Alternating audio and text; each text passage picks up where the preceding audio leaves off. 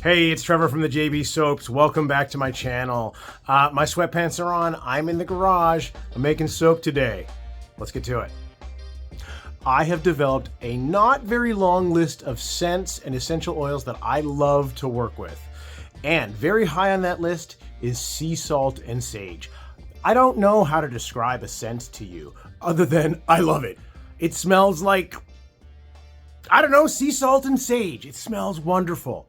But here's the thing, the scent can be a little bit tricky to work with. Okay, so if you have one of these kind of scents, you should just pour like a single colored bar and be done with it, right? Wrong! Don't do that. So many options. Okay, so here's what I'm going to do today. I'm going to use this challenge that sea salt and sage presents me, and I'm going to do an ombre. I'm going to do a 4-level ombre with the Dead Sea clay as the colorant because I feel like Dead Sea clay kind of looks like sage. I'm working with a little bit of a difficult scent, a bit of a problem child. So let's take a deep breath and get to it.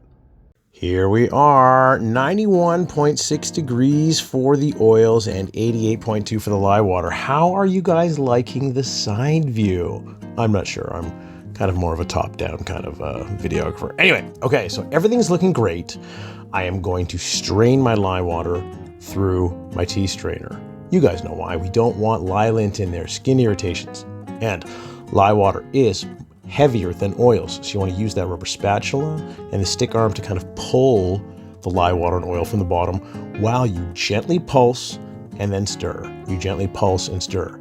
Okay, so I brought this one to a real light trace before I want to add it to that main batch of Dead Sea clay.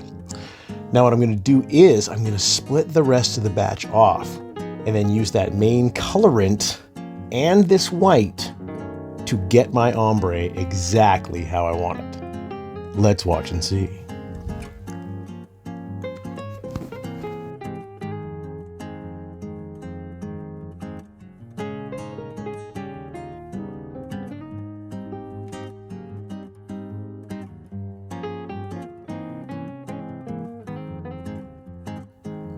So I'm just going to add a little bit of the sea salt and sage to this part of the batter and wait and see how it reacts, okay? Because this is the bottom layer, so if it starts to harden up, I can pour it in there right away. But first, what I'm going to do is I am going to split my batter as evenly as possible. And I'm going to try to get these colors exactly how I want them, a nice, even gradient.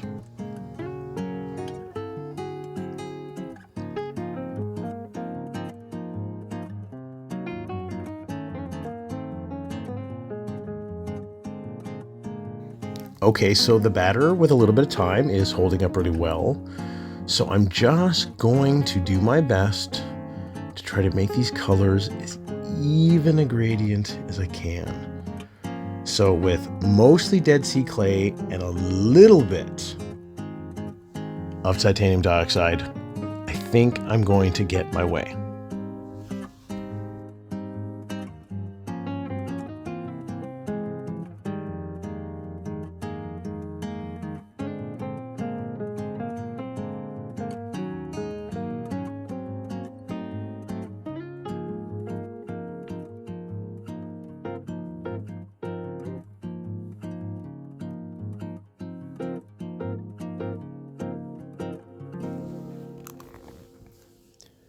Now you see me banging down the molds to try to get air bubbles out of there.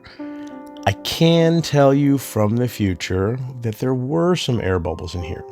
It could very well have been how I poured the soap into these easy pour pitchers. It can capture air, you never know. Okay, so what I'm doing now is I'm basically figuring out about how long it takes the scent to firm up the soap to how I want to pour it. So I'm fairly certain that these last three are going to be able to be poured in succession without blending the colors, but let's wait and see. I say that a lot in my videos, don't I? Let's wait and see. But that is soap making. We have to wait and see. Okay, so look at these two gorgeous colors already. I've readjusted. We're going to look top down using that rubber spatula. I'm just dispersing the weight of soap number 2 so that it doesn't break through the top layer of soap number 1. To be honest, guys, both of these soaps are already starting to firm up, so I don't have a lot of fear here that they're going to break through. My main concern is getting those lines between them as even as possible.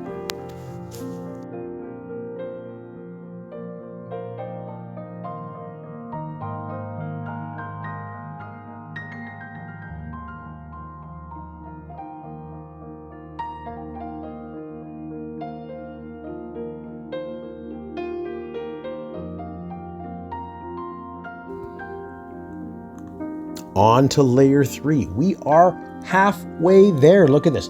It's going down perfectly. It's got a pudding-like consistency. I'm a bit of a perfectionist, so I want to try to make them as even as possible. I didn't show you guys, but I had a little mold on the side just to make a couple little extras for me on the side.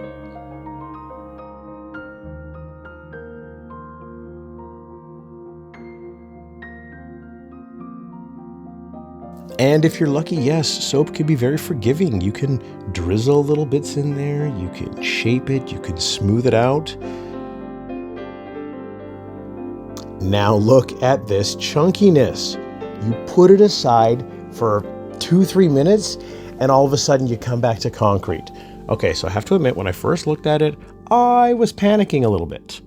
But the other layers had set up, and I realized that all I really needed to do was get this layer in there, smooth it down, yes, get those air bubbles out, and I had a pretty good feeling that it was going to work out for me. Okay, we're on to the last little bit. Now you guys can see how the consistency changes.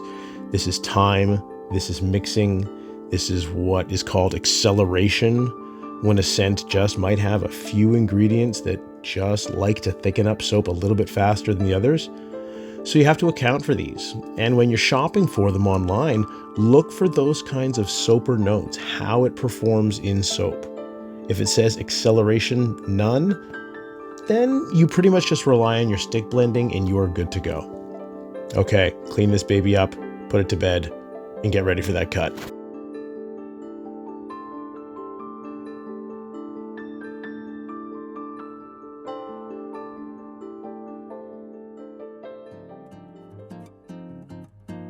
Those layers turned out great. I hope you guys liked that I was putting the camera on the side there so you could really see the layers get poured.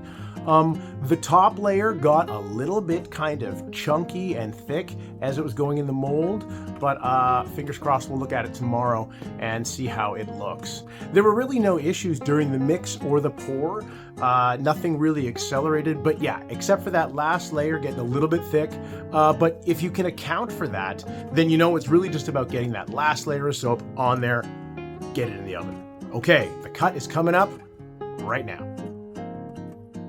Welcome to cut day. Here we are, everyone. 2 beautiful little loaves. You can just see the gradient working there on the side.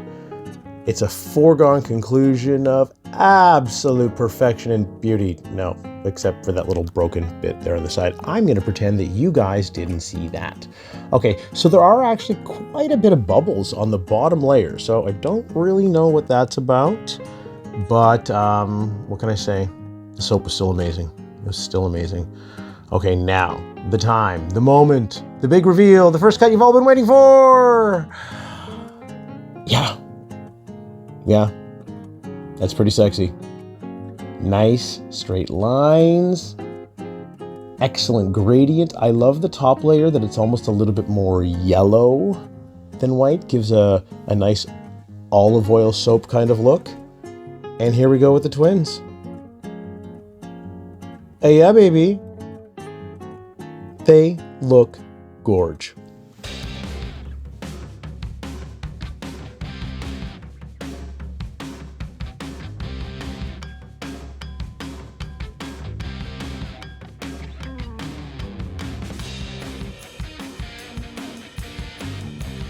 Okay, everybody, that is sea salt and sage in the bag. Thanks for sticking around till the end of the video. If you like my videos, hey, like my video. Subscribe to the channel because that really helps. And if you can like leave a comment or share this video on another platform, that really helps get my content out there to other people who like this kind of video. Okay, so I drop a new soap tutorial or rescue or fail video every Friday morning at 7 a.m. Pacific. So if you subscribe and have your notifications on, you will never miss a thing. All right, thanks for checking out the video. I will see you guys next time.